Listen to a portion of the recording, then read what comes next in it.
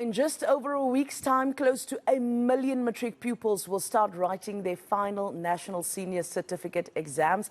And we all know the stresses that come with these all-important exams. Quality assurance body Umalusi says it's all systems go and that plans are in place to mitigate the impact of power cuts. We chat now to former Miss Teen Globe SA and teen mental health advocate Samukelisiwe Xulu about the challenges faced by South African teens and matrics in particular. Good morning and thank you so much for joining us this morning. I must just start by saying you are absolutely beautiful. Thank you so much. Thank you so much for having me. Rise and shine to all viewers. My name is Samukelisiwe Xulu, uqapasha uDonda wasenkweleni kuhlaphansi kwaNdlovu. And I just say it's a pleasure to be here today. Thank you so much for having me.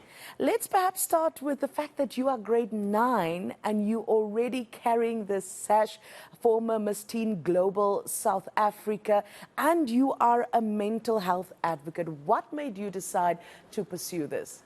So I started modeling 2019 and I did my first pageant in Durban and it didn't go as well, but something in me told me not to give up, and with the support system that I had around me for like my mom, my family, they supported me and pushed me to do better and to do more. So last year, October, I entered a pageant, Miss Teen South Africa, and as I went there, that was my very first big pageant, and it was very shocking, and I was very flabbergasted that I had won. Because when they had called up my name, I feel like everyone just froze. My mom didn't believe it was me. I didn't believe either. It was just such a shocking moment. Now tell me, why did you decide to really advocate for the mental health of young people? So mainly because I personally had my own mental issues. I wouldn't call them mental issues, but it came to a point where I realized that a lot of people around me, for example, my friends, had problems with expressing their mental health. They didn't know who to talk to or where to go. And it felt as though I was there to help them, if that makes sense. Absolutely. So I then decided that pageantry was a push into that mental health advocacy. So now here I am advocating for mental health, and it's really been such a great journey. I spoke to a teacher yesterday who was telling me that in schools, especially in rural areas or even in townships, it's very difficult still for learners to get help from a school psychologist or even a school social worker. In your experience, is it easy as a learner to get help if you're experiencing stress? Definitely not at all.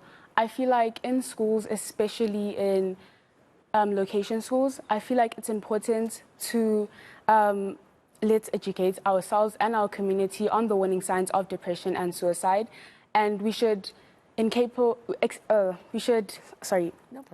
we should lobby for increased mental health resources in schools, and it shouldn't be something that's like a taboo. It's meant to remain a social taboo, especially in our generation. It's something that's like, okay, no, you'll get over it.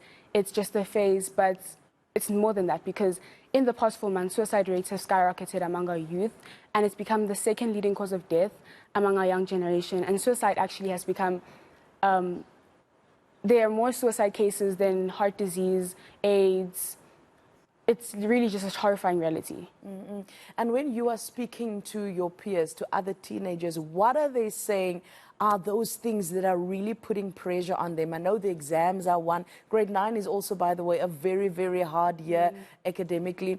But what are your peers saying? What is it that is putting the stress and the pressure on them? I feel like mainly it's the parents and the family, because a lot of parents, especially Black parents in the Black community, mental health is not something that's spoken about. It's not something that's common around the dinner table.